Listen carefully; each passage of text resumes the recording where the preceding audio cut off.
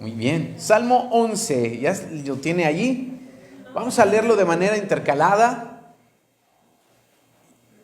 y nos unimos en el versículo 7, que es el último de los versículos. Salmo 11, 1. Dice así la palabra de Dios: en Jehová he confiado. ¿Cómo decís a mi alma que escape al monte cual ave? ¿Usted? Porque aquí tus manos tienen el arco, dispones sus saetas sobre la puerta, para saciar el mutuo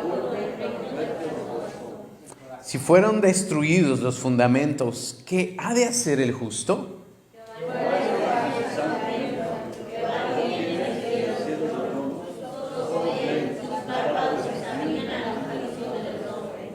Jehová prueba al justo, pero al malo y al que ama la violencia, su alma los aborrece.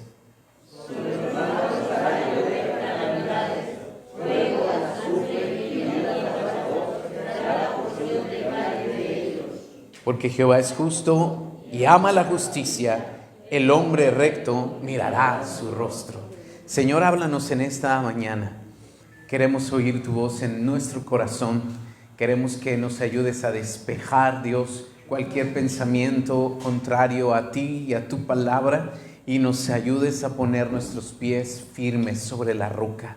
Queremos crecer, queremos ser como tú, queremos ser edificados, Señor, conforme a tu voluntad. Y agradezco, amado Señor, esta oportunidad que tú nos das, Padre, de poder recibir de ti, de tu palabra. Y yo creo, Señor, lo que tú harás en nuestros corazones. En el nombre de Jesús. Amén. Este salmo, una vez más, es de David. Siempre que usted lea un salmo, fíjese en todos los titulitos, en todos los términos, investíguelos, léalos. Eso nos ayuda a tener mucha luz del contexto de un salmo. No sabemos a ciencia cierta qué estaba viviendo David cuando compuso este salmo, pero bueno, es muy... son circunstancias que a todos nos ha pasado. ¿Cuántos han enfrentado tiempo de prueba? ¿Cuántos han enfrentado tiempo de lucha espiritual? ¿Cuántos han tenido a veces en parte del enemigo opresiones que viene, molesta, problemas, adversidades? Creo que todos podemos identificarnos. Y aunque no sepamos el contexto de este salmo, es un salmo que habla a la circunstancia y a la vida de cada uno de nosotros, aparte que la palabra es viva y es eficaz. David estaba pasando por lo que está escrito aquí, dificultades graves. El salmista escribe allí diferentes circunstancias que vamos a ir meditando, pero algo está claro. El título de este salmo dice: la confianza del justo. Pregúntale al que tienes al lado: ¿qué tanto confías en Dios?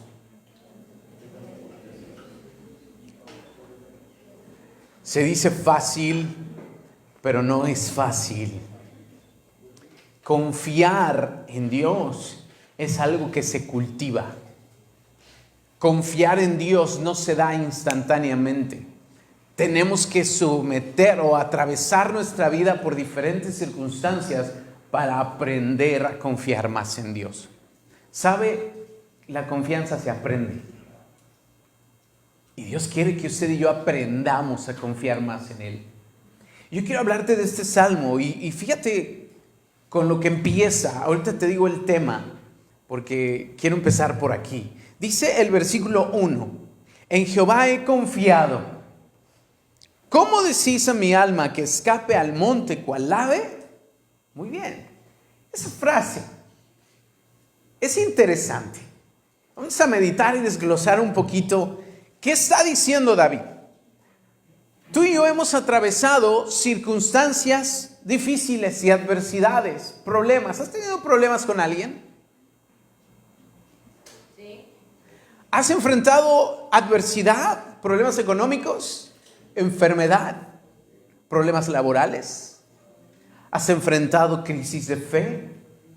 ¿Ha habido momentos en los cuales dices: lo que creo será correcto? ¿En lo que he fundamentado mi fe todos estos años estará bien? Hay momentos que vienen y sacuden nuestra vida y que hace que pongamos en perspectiva lo que creemos. Y no estás pecando si eso haces. Está bien preguntarnos: si en lo que yo creo es firme, si en lo que yo creo es correcto, si en lo que yo creo es real. Porque mientras más respondas esas preguntas, más firme estarás. Pero las adversidades vienen a sacudirte. Es buena la adversidad. Di conmigo, es buena la adversidad. No es cómoda, pero es buena. Entonces, si tú estás pasando o atravesaste o atravesarás, acuérdate que es bueno esto. Y aquí hay una tentación, y lo primero que te quiero decir es que todo ser humano estamos tentados a escapar, a huir. ¿Por qué lo digo? Porque a David había voces que le decían, escapa. Dice, ¿cómo le dices a mi alma que escape al monte cual ave? David enfrentó en su vida muchas circunstancias adversas. Yo sé que tú eres conocedor de la Biblia y sabes, desde que él era jovencito, enfrentó adversidades. Un gigantote llamado Goliat. Es una adversidad. A veces los problemas se levantan en contra tuya como un gigante. A veces el enemigo viene con problemas de salud o una lucha directa, una confrontación directa. A veces es un gigante. Órale, hasta los efectos ahí. Adversidad. Después David enfrentó a un rey que lo quería matar. David tuvo que huir muchas veces y andar en cuevas escondido. Adversidad. David tuvo muchos enemigos. Filisteos, enemigos internos, enemigos externos. Su propio hijo, como veíamos la semana pasada. Él enfrentó muchas adversidades. Y en esas adversidades no falta la voz de alguien o tu propia voz o la del enemigo que te dice, escapa, huye de los problemas. ¿A cuántos nos gusta confrontar? Enfrentar. No, es más fácil huir. ¿Verdad que sí? Cuando tienes un problema con alguien, ¿qué es más fácil? ¿Ignorarlo? ¿No verlo? ¿Poner tierra de por medio? ¿O enfrentar la situación? Lo más fácil es huir, pero no es lo mejor. Nunca será lo mejor.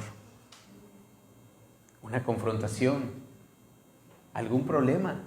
¿Sabes por qué la gente huye de Cancún? Porque no es fácil.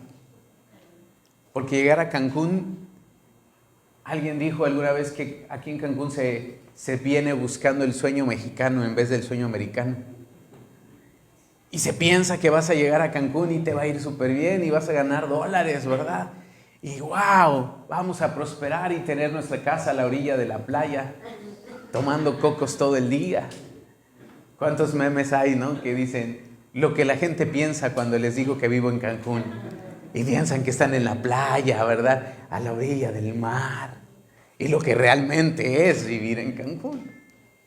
Bueno, cuando enfrentas la realidad y no es la economía lo que buscas, y la gente no es lo que esperas, y los dólares no son lo que esperas, y no hay dólares, hay pesos, ¿no?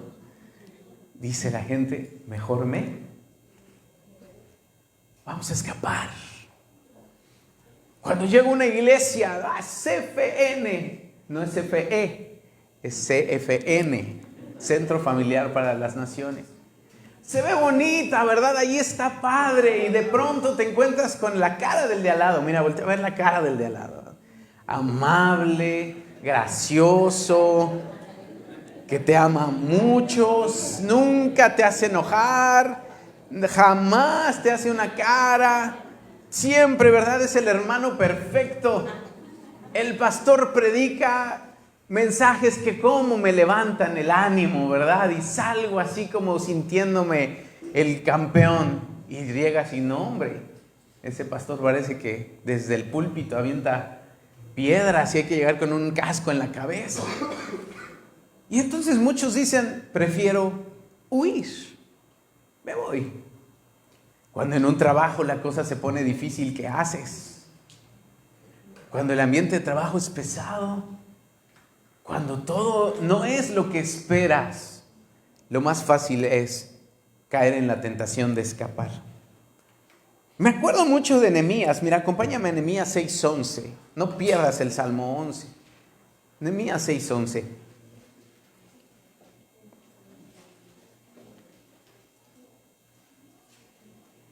Nehemías estaba construyendo, reconstruyendo los muros de Jerusalén.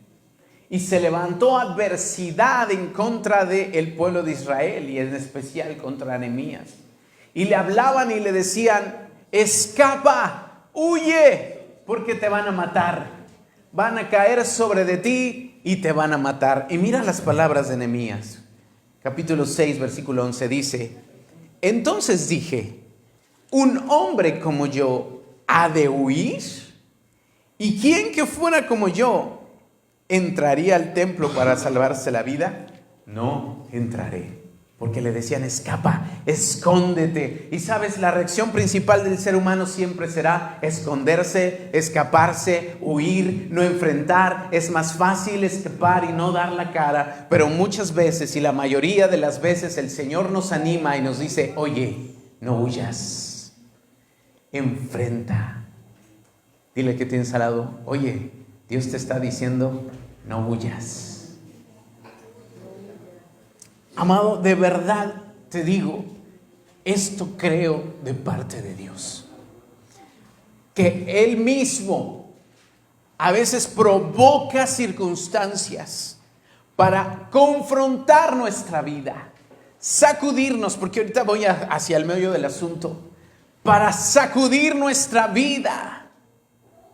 Y Él no quiere que huyamos. Si tú estás aquí, si no te has ido de Cancún, si no te has ido de esta iglesia, si ese que los domingos te hace la vida imposible, o ese vecino no se ha ido, o tú no te has ido de esa privada o de esa calle, o en tu trabajo está la cosa difícil, amado, yo quiero decirte de parte de Dios: no huyas. Eso Dios lo usa para sacudirte. Dios es un Dios que desea perfeccionarte. Así dice la palabra: la buena obra que empezó la va a perfeccionar. Y la Biblia dice que Él usa instrumentos, usa el que tienes al lado. Fierro con fierro se aguzan. Usa a la iglesia, usa las circunstancias, usa las adversidades, usa las enfermedades. Es más, Dios usa hasta el mismo diablo para probar tu corazón, para afinar tu fe, para sacudirnos, porque a veces es necesario sacudir para que todo lo que está sentado y no es correcto salga a flote y pueda ser limpiado. Dios desea limpiar tu vida, iglesia. Pero huir no es la solución. Por eso Nehemías sabía y decía: alguien como yo ha de huir, no huiré. Y David en este salmo dice: ¿cómo le dices a mi alma que escape al monte cual ave? No, yo en Jehová he confiado. Y eso es lo primero que te quiero decir, amado. Aunque sientas desfallecer, aunque sientas que ya no soportas la presión, aunque otros te aconsejen, tu propio corazón diga: escapa, vete a las alturas, no confrontes eso, huye de esta situación. Hoy el Señor te recuerda: Él es tu seguridad y Él te va a ayudar. Pero si estás viviendo esto, es para que seas afinado. El tema del que te estoy hablando hoy le puse así: revisa tu fundamento. Revisa tu fundamento. Di conmigo: fundamento.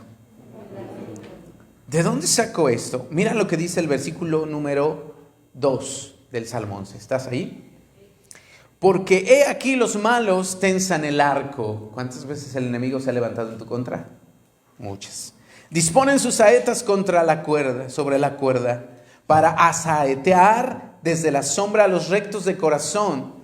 Pero fíjate lo que dice el versículo número 3. Allí quiero que pongas tus ojos. Si fueren destruidos los fundamentos, ¿qué ha de hacer el justo?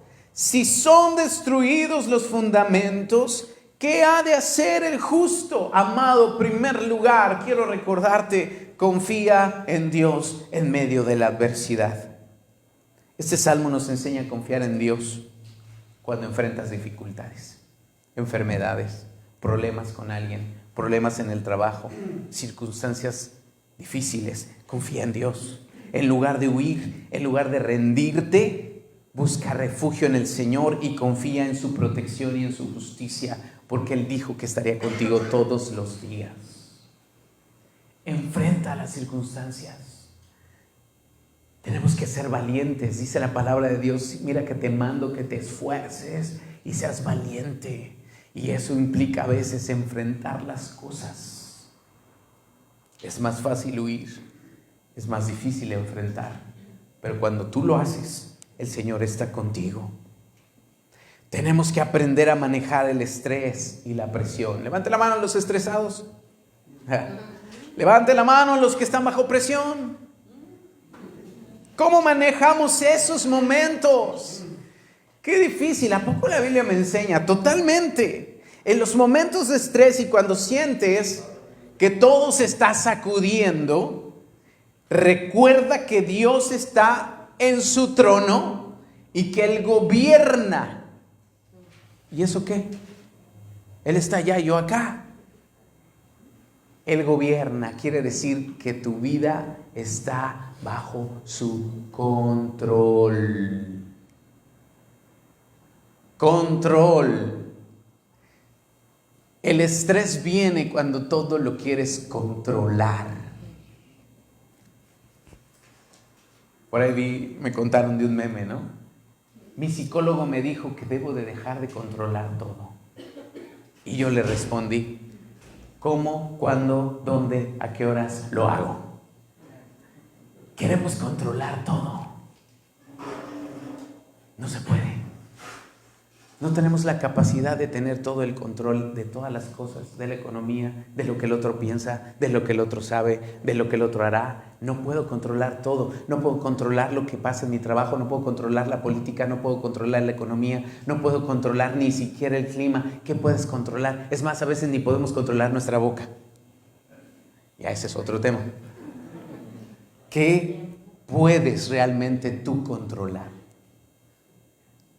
Solo tu actitud. Pero el que sí puede controlar todo es Dios. Y en Él debemos confiar. Lo que pasa es que a veces queremos tomar nosotros el control. Pero cuando tú estés en momentos de estrés, acuérdate que Dios está gobernando y que tú eres su hijo. Y que aunque tú pienses no tener el control, Él sí lo tiene. Y eso es suficiente. ¿Quién prefieres que tenga el control, tú o Él? Los dos, pastor. No.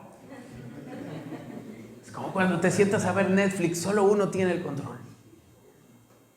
¿Quién quieres que tenga el control? Es mejor que lo tenga el más sabio, el todopoderoso, el que todo lo sabe, el que nada se le escapa, el que nada le gana, Jehová de los ejércitos, el que todo lo sabe. Dale el control a Él y suelta tú el control. Él está en su templo, Él vive y ve y examina todas las cosas. Entonces, ¿sabes qué tenemos que hacer para manejar el estrés y la presión? Vete a orar, medita en su palabra, permite que su paz llene tu corazón y te guíe y descansa en Él. ¿En qué sentido descanse, Señor? Yo no puedo controlar esto, no sé qué hacer, pero tú sí. Yo solamente vengo a refugiarme aquí y necesito tu ayuda, en especial en las adversidades. Y esas circunstancias, la mayoría de las veces, Dios lo usa para sacudir tus fundamentos. Y es ahí a donde quiero llevar. ¿Qué es un fundamento? Un cimiento. ¿Alguien ha tenido la oportunidad de ver construir su casa, hacer alguna ampliación o ver cómo se está construyendo algo? ¿Qué es lo primero que se tiene que hacer en una edificación? El cimiento. Y depende del cimiento, al fundamento, es lo que puede llevar encima. El tamaño y la profundidad de esos cimientos van a determinar la capacidad de carga. ¿Quién pone ese fundamento? ¿En una obra cualquiera? lo tiene que hacer alguien que sabe. El arquitecto, el ingeniero. ¿Mande? El albañil. No agarras tú y dices, yo voy a hacer el cimiento. Porque si tú lo haces, a menos que seas arquitecto, ingeniero, albañil, maestro de obra, algo así, va a quedar, no sé, algo terrible. Pablo dijo, yo como perito arquitecto, he puesto el fundamento es la palabra. Y cada quien tiene que fijarse cómo construye encima. Ahora, aquí hay algo importante y hacia dónde voy. ¿Cuál es tu fundamento? Porque las adversidades ponen en perspectiva tu fundamento. Porque Dios usa las circunstancias que te sacuden para ver qué tan fundamentado estás. Porque el Señor prueba el fundamento de tu vida. La palabra de Dios dice en Mateo, tú te acordarás, Mateo precisamente, el capítulo número 5 de Mateo, ¿no? El capítulo 7 de Mateo habla de el que construye su casa sobre la roca y el que construye su casa sobre la arena. ¿Te acuerdas de esa porción de las Escrituras? Dice la palabra de Dios que un hombre construyó su casa sobre la arena y vinieron ríos, soplaron vientos, vinieron tormentas y se cayó. Y fue grande su ruina. ¿Por qué? Porque el fundamento no era correcto. Pero otro hombre construyó su casa sobre la roca y vinieron vientos, vinieron aguas, tormentas y no cayó porque estaba sobre la roca. Y así dijo el Señor, bienaventurados los que construyen o los que ponen su fe sobre la roca. Y yo pregunto en esta mañana, ¿cuál es nuestro fundamento? ¿Dónde está fundamentada nuestra vida? Porque las adversidades y las cosas difíciles lo ponen en perspectiva. Amado, te digo esto de parte de Dios. Dios te trajo a esta ciudad. Dios está permitiendo eso, o permitió esa enfermedad, o permitió ese problema laboral, o permitió ese conflicto en tu vida para trabajar con tu fundamento. Porque a veces no estamos bien fundamentados. Tenemos un fundamento equivocado. Yo te voy a hablar de mi propia vida. Tengo muchos años en la fe. Muchos años de cristiano. Muchos años pastoreando. No solamente estamos pastoreando desde que estamos aquí en Cancún. Tenemos una historia de 20 años atrás. Y yo, en mi corazón, en mi orgullo, podía decir, yo tengo un buen fundamento. Y sí, creo que había partes muy buenas, o hay partes muy buenas. Pero desde que llegué a este lugar, a esta ciudad, Dios trabajó y puso en perspectiva muchas cosas en las que yo estaba parado. Y que mira, así se cayeron. Y que cuando eso pasa, te cuestionas todo y dices, ¿quién soy? ¿Qué está pasando? ¿Por qué suceden las cosas? Si yo creo en Dios, claro. Si yo le amo, sí. Si yo le sirvo, le sigo, sí, qué bueno. Pero es importante que tu fundamento sea correcto, porque cuando vengan las circunstancias adversas y ese fundamento es arena, inevitablemente todo se va a caer. Entonces no importa cuántos años tengas, no garantiza que estés parado sobre un fundamento correcto. Y eso Dios me lo enseñó en mi vida. Porque yo podía decir, yo estoy bien, no hay nada que tenga que corregir en ese sentido. El fundamento, la base de mi fe, claro, no voy a fallar nunca, todo muy bien. Pero cuando vienen circunstancias que no puedes controlar, cuando vienen enfermedades, cuando vienen situaciones económicas, cuando no todo está funcionando bien, mira, efectos especiales. Es el micro. Amado, y es allí donde Dios quiere que revisemos el fundamento. Esa enfermedad que vino a tu vida a sacudirte no es otra cosa sino Dios diciendo, revisa sobre qué estás parado. Ese problema económico que dices, no sé si voy a salir de él, no es otra cosa que Dios diciéndote, revisa tu fundamento. Esa circunstancia personal y familiar que estás enfrentando, que dices, Señor, no es otra cosa sino la voz de Dios diciéndote, ¡hey! Vuelve a revisar sobre qué estás parado. Te voy a hablar de algunos falsos fundamentos, ¿está bien? Porque aquí dice la palabra de Dios, versículo 3, si es destruido el fundamento, ¿qué podrá hacer el justo? David sabía que lo que le tenía que sostener en medio de la tribulación y adversidad tan difícil que él enfrentaba, era el fundamento que tenía su vida. Y ese fundamento, todos sabemos que es Dios, la palabra de Dios, lo sabemos aquí, pero realmente, intencionalmente lo has hecho. Mira, algo te voy a decir. Si tú no has trabajado en el fundamento, si intencionalmente no lo has hecho y revisado, puede que no sea correcto. Y es arena. Porque el fundamento se pone conscientemente. Esa es una regla. Si tú nada más caminaste en la vida cristiana así como silvestremente, como el pasto, de repente ya crecí y aquí estoy, y no sabes en qué estás fundamentado, amado, puede que estés parado sobre arena. Porque intencionalmente tú y yo tenemos que saber, este es mi fundamento. Pregúntale que tienes al lado, ¿cuál es tu fundamento? ¿Puedes decírmelo? ¿Puedes decirme cuánto mide? ¿Puedes decirme cómo es? Simbólicamente hablando. Porque el fundamento se coloca intencionalmente e inteligentemente. Ninguna obra es así de repente, compras el terreno y dices, voy a ir a construir mi casa. 1, 2, 3, ¡pum! ¡Ah, ya tiene un fundamento! No, hay que hacerlo. Y algunos de nosotros crecimos en un mal fundamento. Primer mal fundamento, una fe basada en emociones. Ese es un terrible fundamento y el 80% de los creyentes de hoy está fundamentado sobre eso.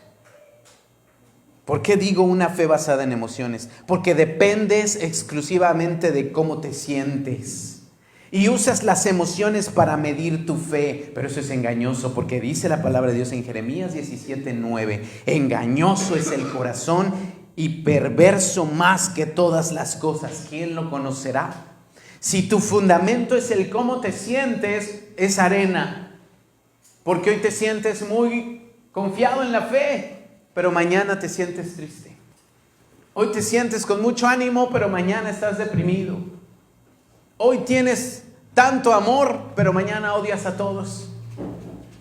Hoy a todos, mira, voltea a ver el que tienes al lado, lo ves con mucho amor y gozo, ¿verdad? Pero mañana lo quieres ahorcar. Hoy la alabanza estuvo bien padre, pero el próximo domingo no me gustó. Hoy el pastor, como que sí se preparó, pero la próxima semana no, el pastor no le echó ganas. Hoy esta es la iglesia más bonita y más perfecta, pero la próxima semana, quién sabe, depende de la cara que te hagamos. ¿Me estoy comunicando? Si tú estás fundamentado sobre emociones de cómo me siento, es que hoy sí sentí a Dios, no, hoy ya no sentí a Dios. Es que hoy sí en la alabanza levanté mis manos y sentí la presencia de Dios, pero hoy no la siento. Ay, Dios ya no está en esta iglesia, me voy a buscar otra donde sí sienta. Amado, Miguel compró una caja de toques. Al final te hacemos sentir. No se trata de eso. He oído cosas tan bárbaras que digo, Dios, guárdanos. Cosas que reemplazan el fundamento correcto por emociones. A modo de poner las emociones al nivel de la palabra de Dios. He oído cosas como, no hay que predicar la palabra. Hay que venir y cantar y adorar con todo el corazón hasta que sientas la gloria de Dios. Amado, por eso los congresos se llenan. Mi pregunta es, yo he estado en mi vida en miles de congresos y no estoy diciendo que son malos, pero eso no cambia la vida de una persona. Lo que cambia la vida de la persona es la palabra de Dios. Es buena la experiencia, qué padre, refuerza. Es hermoso venir a un lugar y sentir la gloria de Dios. Perfecto, refuerza. Pero ese no puede ser tu fundamento. Porque eso cambia, es volátil, vano. Se me lengua la traba. Tenemos que tener cuidado porque a veces hacemos de las emociones un fundamento. Y nos la pasamos buscando que mis emociones estén al full. Y eso nos hace movernos a todos lados y de lugar en lugar. Y no hay nada más errado que eso. Porque no puedes basar tu vida en eso. Imagínate un día, no tengo ganas de ir a trabajar. Voy a renunciar hoy. No puedes hacerlo. Con ganas o sin ganas tienes que ir. Papacito, agarra tus chivas, vístete y te vas a trabajar. ¿Por qué? Porque no se trata de emociones. Y la vida en la fe no se trata de emociones tampoco. Se trata de fundamento correcto, no emocional. Muy bien. Segundo fundamento falso, la búsqueda de una prosperidad material. Ese es un fundamento muy, muy peligroso.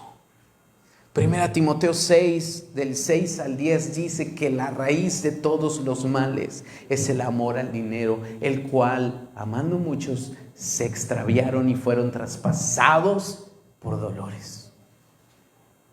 Creer que la fe cristiana, escucha bien esto, contrario a lo que muchas veces se habla, creer que la fe cristiana o tu fe en Dios te garantiza riqueza y éxito material es un falso fundamento. El creer que si tú eres buen hijo, buen cristiano y haces todo lo que tienes que hacer, eres diezmador, eres ofrendador, eres servidor y haces todo y aparte le haces buena cara al pastor, entonces Dios te tiene que garantizar riqueza y éxito, y que si no te está yendo bien económicamente o no tienes cierto estatus o no tienes cierto carro o no tienes cierta casa o no vives en cierta colonia, es que entonces hay algo mal en tu vida. No hay peor fundamento que ese. Porque Dios no nos garantizó eso. Que dice que Él quiere que tú seas prosperado en todo y que tengas salud, claro, como Padre te quiere bendecir. Sí, no estoy hablando de un evangelio de pobreza, no, porque Dios no está peleado con eso.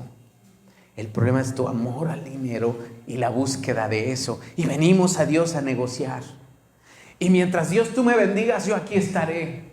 Y hasta decimos y prometemos y hacemos votos, Señor, si tú me bendices con un sueldo que me aumente, ¿verdad? Una promoción. Si tú me bendices, Señor, con este trabajo donde gane tanto. Si tú me bendices con esta casa. Si tú me bendices con unas vacaciones a Cancún. Entonces yo te voy a servir.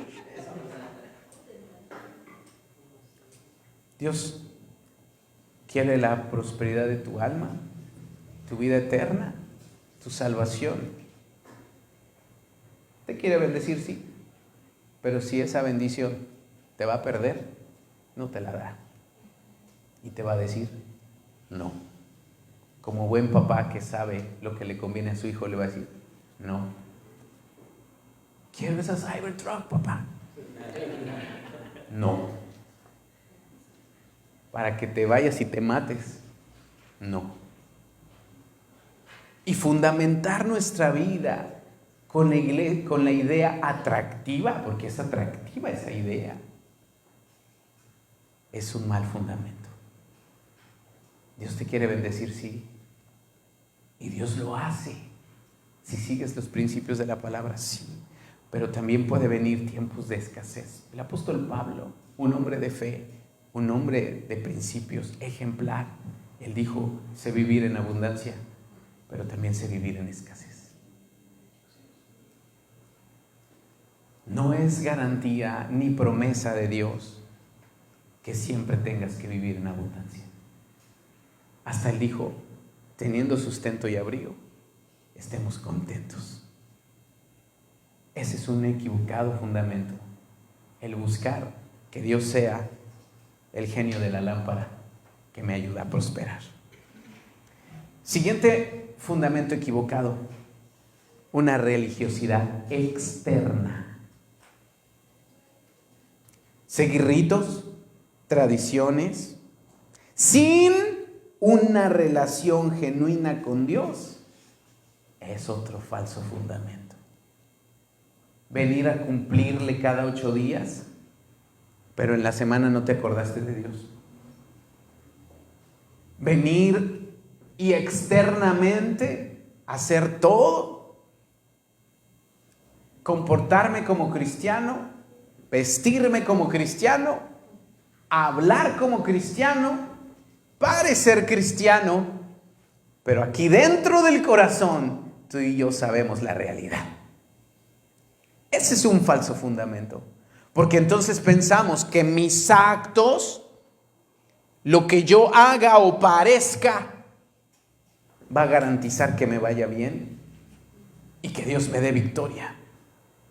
Pero el Señor Jesucristo en Mateo 23, 27 dijo: ¡ay de vosotros, escribas y fariseos hipócritas! Porque sois semejantes a sepulcros blanqueados, que por fuera, a la verdad, se muestran hermosos, pero por dentro están llenos de huesos muertos y de inmundicia. Ese es un falso fundamento. El aparentar ser, pero no ser. Así que el parecer ser, pero no ser. Qué profundo. Tenemos que tener mucho cuidado, porque si nuestra vida no es congruente, ese es un falso fundamento.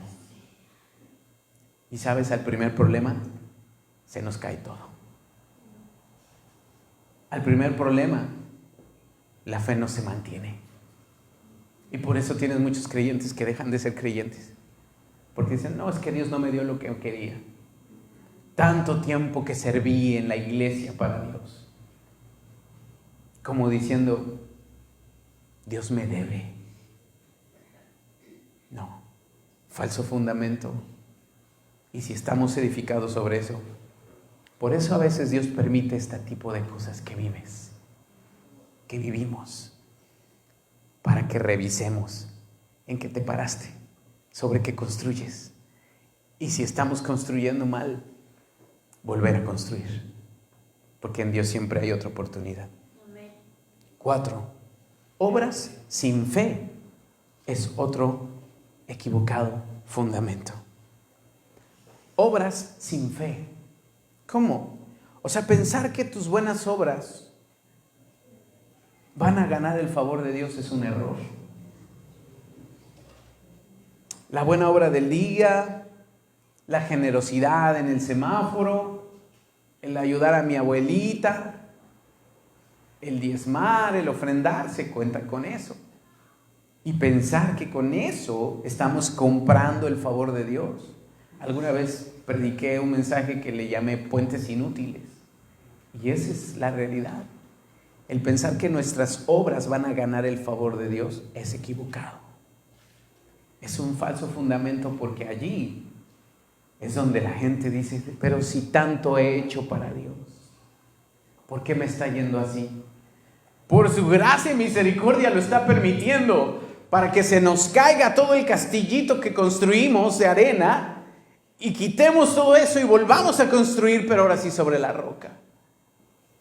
Porque si seguimos así, nos vamos a perder. Y Dios en su amor y en su misericordia nos hace ver y nos dice: oye, acuérdate que solo por gracia eres salvo, por medio de la fe y no por obras, para que nadie se gloríe. No es de vosotros, no es de ti, no se trata de lo que tú haces, sino se trata del favor y de la gracia de Dios. Toda buena dádiva y todo don perfecto viene del Padre. Todo lo recibimos de Dios por su gracia, no por lo que hayamos hecho. Porque aunque seas el mejor hijo de todos, no somos suficientemente buenos para ganar el favor de Dios. Y si estamos fundamentados sobre esa idea, entonces competiremos por quién es el mejor hijo, quién recibe los mejores favores, quién es el mejor servidor del año, porque ese va a ser más bendecido. Tengamos cuidado, porque nos volveríamos publicanos y fariseos, que solamente estamos viendo lo mal que hace otro y comparándonos y diciendo yo soy mejor que tú y merezco más de Dios. Y cuando Dios le da más a otro me enojo. ¿Cómo que bendices a Miguel? ¿Por qué a Miguel si se la pasa contando chistes? Y yo que me esfuerzo tanto y soy tan buena persona, mira cómo me va.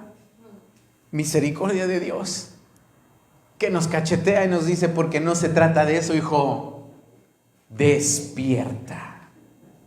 ¿Cuáles de estos fundamentos tal vez están en tu vida? Ahora, tal vez no todo esto es tu fundamento. Seguramente tienes cosas muy buenas, por eso estás aquí. Pero a lo mejor la orillita de tu edificio está sobre un falso fundamento.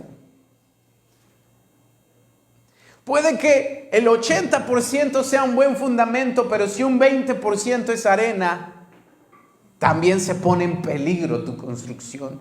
Todo lo que estás construyendo para Dios se pone en peligro. Así que el Señor en su misericordia de vez en cuando nos sacude como a David.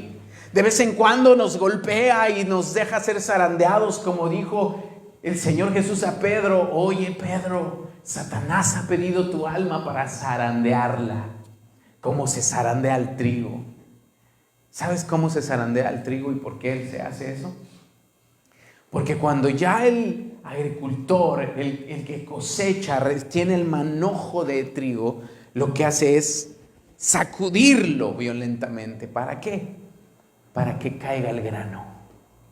Y eso es lo que se rescata. Y lo demás se desecha. El sacudirte hace que salga lo que vale.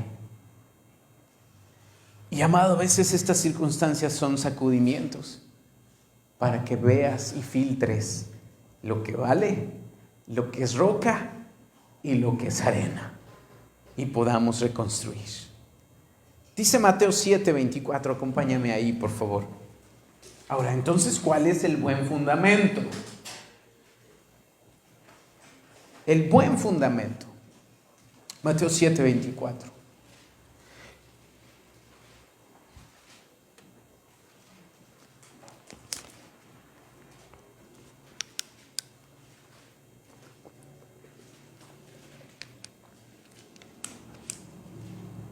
Cualquiera pues que me oye estas palabras y las hace, ¿y las qué? Y las hace. Le compararé a un hombre prudente que edificó su casa sobre la roca. Descendió lluvia, vinieron ríos, soplaron vientos y golpearon contra aquella casa. Y puedes añadir, y se enfermó y tuvo problemas de trabajo. Y ahí pon tus circunstancias en esa lista. Y no cayó porque estaba fundada sobre la roca. Pero cualquiera que me oye estas palabras y no las hace, le compararé a un hombre insensato que edificó su casa sobre la arena. Y descendió lluvia, y vinieron ríos, y soplaron vientos, y dieron con ímpetu contra aquella casa, y se enfermó, y perdió el empleo, y no prosperó, y cayó, y fue grande su ruina. Otro fundamento que es arena es no hacer. Conocimiento sin aplicación. No hacer lo que Dios te dice. Saberlo, pero no hacerlo. Levante la mano el que sabe, pero no hace. No la levantes, mejor. El que me oye y hace es semejante al que pone sobre la roca. El que me oye y no hace es el que sobre arena. Pensamos que por venir, estudiar, tener 20 cursos, 2 licenciaturas, 5 maestrías en teología, en discipulado 1, 2, 3 y 4, apocalipsis intermedio, avanzado, todo lo que puedas aprender y recibir, qué padre, qué buen conocimiento. Pero si no lo hacemos, es arena y caerá. ¿Cuál es el buen fundamento? 1, La palabra de Dios. La palabra es tu roca, es la guía, es la única que cambia el corazón. Qué equivocado es decir más experiencia, más emoción, más fuego, menos palabra. Fail, todo caerá. Porque la palabra es lo único que puede cambiar nuestro corazón. Es la que penetra hasta los huesos. Es la que produce fe. ¿Por qué viene la fe? Por el oír, y el oír la palabra de Dios. Mis argumentos, mis canciones, bueno, no las mías, las de otros. Son bonitas experiencias, pero no cambian corazones. Ayudan, no estoy diciendo que es inútil, ayuda mucho cuando eso, más la palabra, tocan los corazones. Tenemos que tener mucho cuidado, porque en un lugar donde se deje de predicar la palabra o donde otra cosa reemplace la palabra, entonces es arena. Y eso pasa a veces en nuestra vida. ¿Por qué no meditas y lees la palabra? Es que estoy bien ocupado sirviendo a Dios. Oh, wow, bravo, qué bueno que sirves a Dios, pero si ese servir a Dios no te está impidiendo esto, deja de servir a Dios y ponte a leer esto. Porque esto es lo que cambia, el servir no. El servir es una respuesta a un corazón transformado por la palabra, pero si no, es arena. ¿Me estoy comunicando? Si hay algo que parece bueno y que es bonito y agradable, te está robando la palabra, el tiempo de la palabra, amado, estamos por mal camino. Yo muchos años estuve en la alabanza. No sé, 12 años tal vez, fui parte del grupo de alabanza. Me dijeron bye bye porque no mejoré mucho, ¿no? Aunque usted no lo crea, estaba allí. Pero sabes, yo aprendí muchas veces a disculparme al decir, estoy sirviendo a Dios, pero ensayo, hago esto, me paro a ministrar, veo que Dios toca los corazones, ya con eso cumplí. Pero ¿sabes cuánto tiempo tenía de palabra y de búsqueda de Dios? Así. Porque pensé muchos años que el subirme aquí y hacer eso sustituía esto. Y nada más peligroso que eso. Un fundamento en arena. Gracias, mi hermano. Y nada más que venga tantita lluvia y problemas, todo se cae. Tenemos que tener mucho cuidado, amados. Sobre todo en el ámbito cristiano nos puede pasar. Es que yo profetizo, es que yo echo fuera demonios, es que no sabes cuánto me la paso todos los días predicando el evangelio. Ok. ¿Y la palabra qué lugar ocupa en tu vida? No, pues es que me aburro, me duermo, me canso, no leo, no tengo tiempo. Pues deja de hacer eso para ponerte a meditar y poner la palabra en la prioridad. ¿Me comunico? Esa es la roca. 2 Timoteo 3:16 al 17, muchos de aquí lo pueden decir de memoria porque están atravesando el discipulado y se saben que la palabra de Dios, ¿verdad?, es inspirada por Dios y útil para enseñar, para redarguir, para corregir, bueno, hay que echarle ganas, iglesia, para instruir en justicia, a fin de que el hombre de Dios sea enteramente preparado para toda buena obra. ¿Cuál es el otro fundamento que no puede faltar? La fe en Jesucristo. Son cosas súper básicas. Y que uno dice, sí lo tengo, pero si intencionalmente no lo estás trabajando, puede que se esté desviando. Porque a veces decimos, sí tengo fe en Jesucristo, sí, pero a veces es fe en mí, a veces es fe en mi justicia propia, a veces es fe en lo que sé, a veces es fe en el pastor y el pastor no te salva. Al contrario, creo que te va a llevar, no es cierto. Pero el pastor no es tu salvador. Pon la fe en Jesucristo. Él es el autor y consumador de la fe. Este hombre puede fallar. No estoy preparándote para que falle, ¿ok? Pero podemos fallar. Y si, ¿sabes cuántas personas se pierden en una iglesia o se deshacen las iglesias porque falló el pastor? Incontables. Ahora, eso no estoy diciendo el pastor puede fallar y hay que justificarlos, no. Pero muchos se van, dejan la fe, dejan a Cristo, porque en quien tenían puestos los ojos, porque ya sabes, en este mundo sucede que a veces hacemos ídolos. Gracias a Dios que aquí no pasa eso. Pero ponemos a los pastores, a los músicos, al líder de alabanza, a mi líder de acá, a mi líder de allá, como un ídolo. Y los creemos inmortales. Y los creemos que no fallan, que son perfectos, que tienen alas. Y cuando fallan, nos damos una decepcionada de la vida y se nos cae el fundamento. Pero amado, la fe es en Cristo, no en la iglesia. La fe es en Cristo, no en el pastor. La fe es en Cristo, no en tu papá, en tu mamá, no en tu esposo, en tu esposa. La fe es en Cristo Jesús. Y a Él sigues y a Él miras. Que ayuda mucho cuando esa persona que te guía está imitando a Cristo. Y no es disculpa para pecar a gusto. Pon tu fe en Cristo. Él es tu Salvador. Él es el que te amó. Él es el que entregó su vida por ti.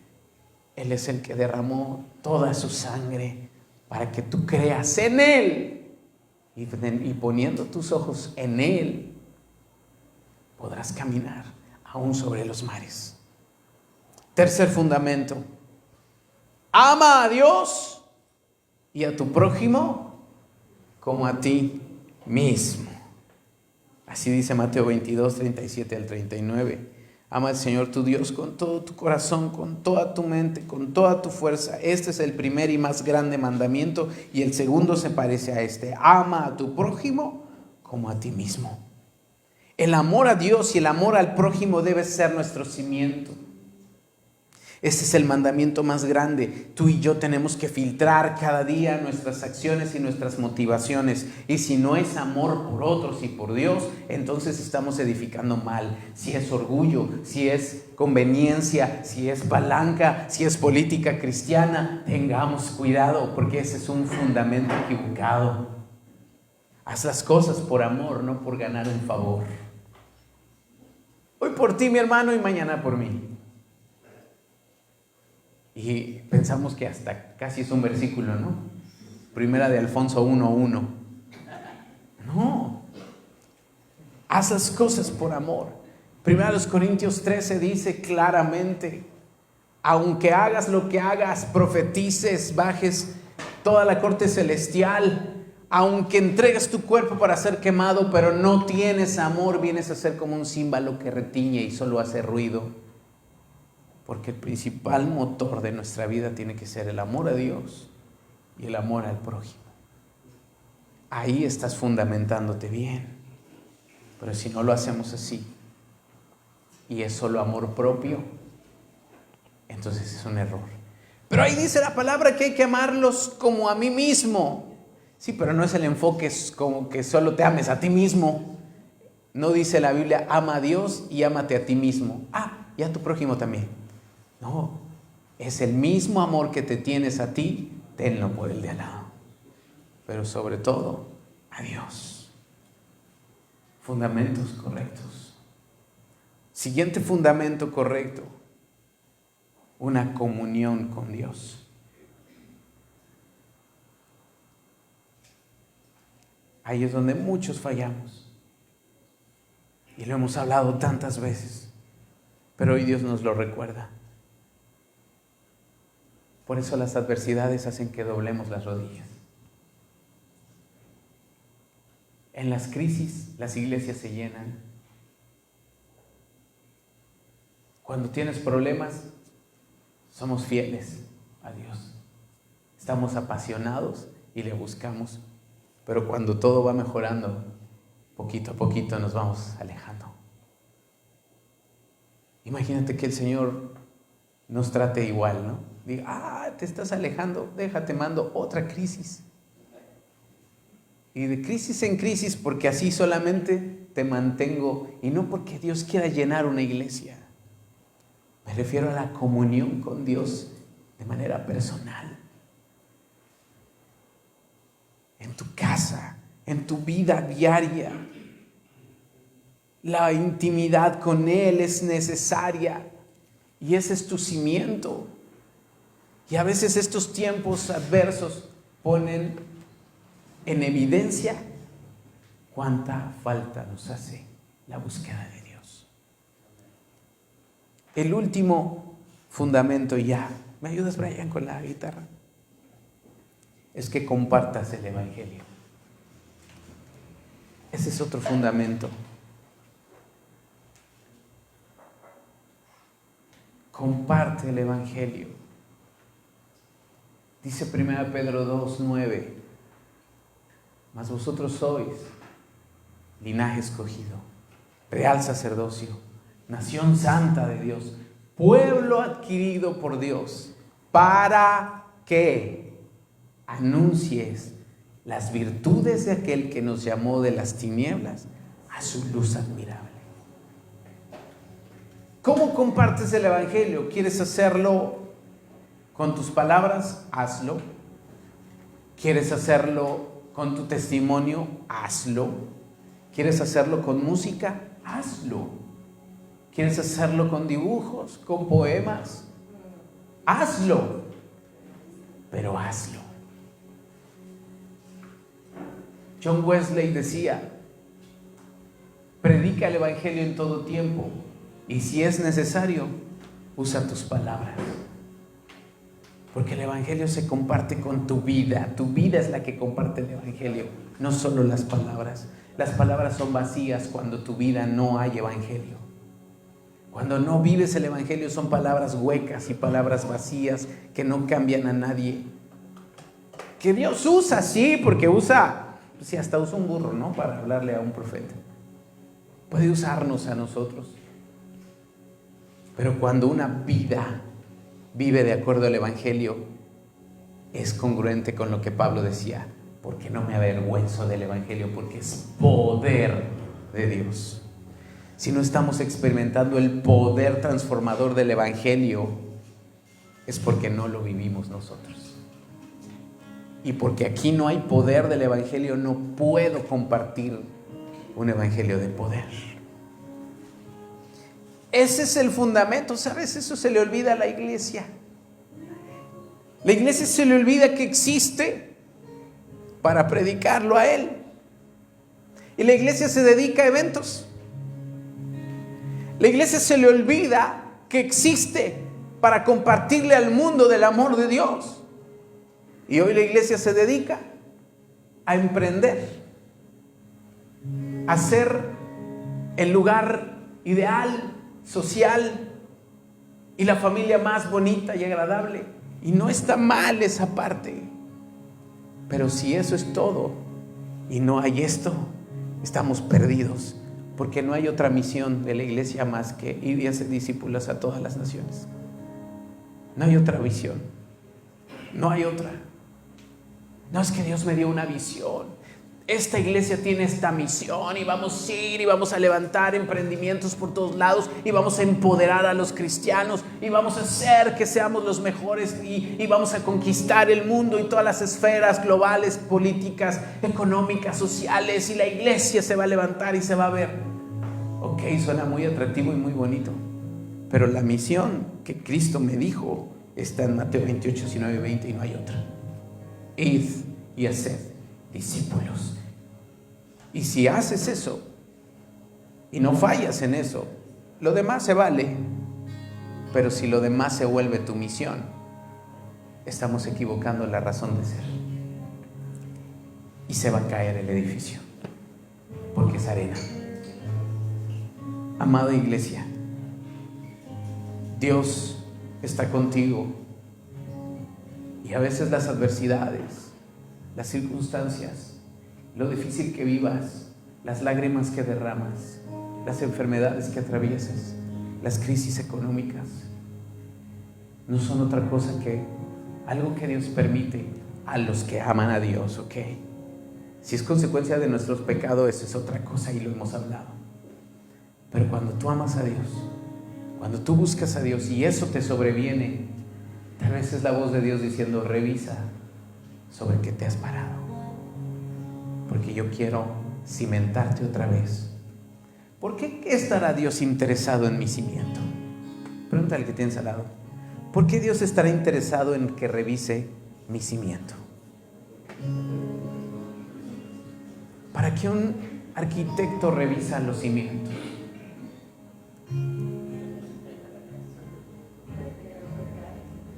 No solo para que no se caiga, para seguir creciendo, para seguir levantando. Si esos cimientos hasta hoy no se ha caído la casa, a lo mejor es por la gracia de Dios, pero esos cimientos no sirven para lo que Dios quiere hacer. Toda extensión, toda ampliación, porque el Señor dijo: ensancha el sitio de tu tienda, no seas escasa, te extenderás al norte, al sur, al este, al oeste. Revisa bien tus cuerdas, afirma tus estacas. Si Dios va a hacer un movimiento en tu vida, si Dios va a derramar más gracia en tu vida, hay que revisar sobre qué nos hemos fundamentado, porque puede ser que ese crecimiento, ese ensanchamiento, si no está bien cimentado, sea nuestra ruina. Puede ser y parecer buena intención, pero si no hay buen cimiento, es nuestra destrucción. Y el Señor no se va a arriesgar a que la obra se caiga. Por eso Él viene y te dice: revisa. ¿Quieres ponerte de pie, por favor?